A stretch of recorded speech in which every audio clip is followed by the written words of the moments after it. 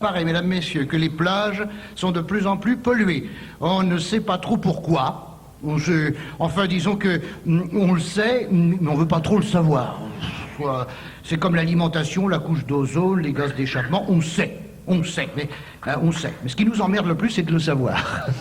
C'est ça qui est emmerdant. Une marée noire envahit le littoral et tout de suite, la réaction est immédiate. Je cite, « Ah, ces pauvres oiseaux !»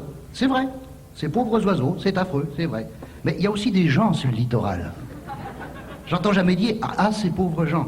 Enfin, on en parle moins. C'est normal, direz-vous, car les oiseaux ne peuvent pas se défendre contre la marée noire, hein? Parce que les gens qui habitent le littoral, ils peuvent se défendre contre la marée noire. Hein? Ils peuvent, mais oui, ils voient le pétrolier arriver, ils font, « Ouh, la goélette, qui à peur !»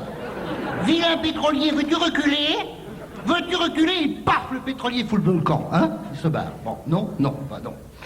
On est comme les oiseaux, on est comme les oiseaux. Ils ont les ailes qui tombent, on a les bras qui tombent, c'est pareil. Et comme on ne veut pas trop réagir, on laisse tomber cette phrase laconique.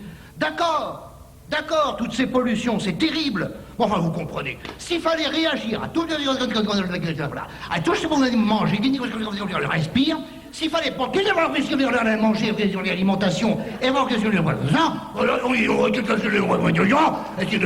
ferait plus rien.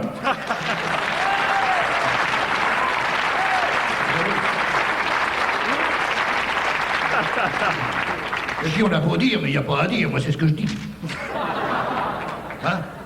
Il y a 1 mois et demi, la plupart des journaux ont publié la carte des plages dangereuses. Ça, il faut le reconnaître, c'est bien. Même François. Des fois, il a un moment de lucidité comme ça.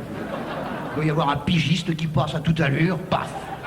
Même François. Les plages dangereuses, la carte, il y avait la carte. Mais au moment de partir en vacances, qui va retrouver ces journaux qu'on a jetés avant de les lire? Hein? Les journaux, c'est bien connu, ça sert pour les épluchures.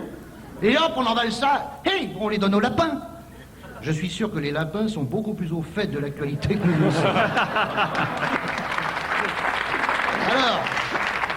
Alors, on retourne sur la plage de l'an dernier parce que c'était sympa.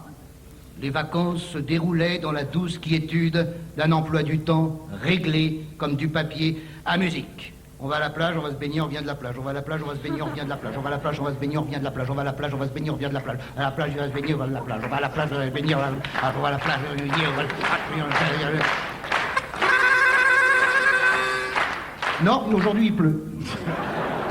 Merci pour votre accompagnement. Peut-on dans ce cas parler de surmenage intellectuel? Non. Les vacances sont faites pour ne pas penser, et dans ce domaine, la télé nous est d'un précieux apport.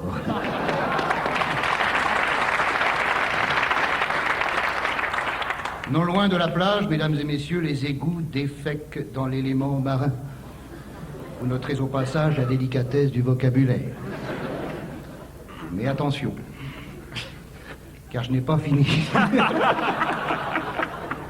Cela peut avoir un avantage. Quand le vent tourne, on dit « Ah, il va faire beau aujourd'hui, ça sent la merde ». C'est la sagesse occidentale qui s'adapte aux pires situations. S'adapter aux pires situations, c'est ce que Lalonde et Wechter appellent l'écologie. Eux, ils vont se baigner n'importe où, pour nous rassurer. Plouf, faut pas dramatiser. N'empêche que de plus en plus, ces deux champions de l'environnement ressemblent à des champignons. Il y a une justice. C'est des écolos forestières. Ça sonne bien. Dans 10 ans, on aura 2 éléphantes-man à la tête de l'environnement. La tête verte et la queue blanche. Lalonde et Wechter, les 2 poireaux de l'utopie. Bref, au risque de me répéter, je conclurai en disant que plus je vois les gueules de Lalonde et Wechter, et plus j'ai de la sympathie pour la pollution. Patrick Fante.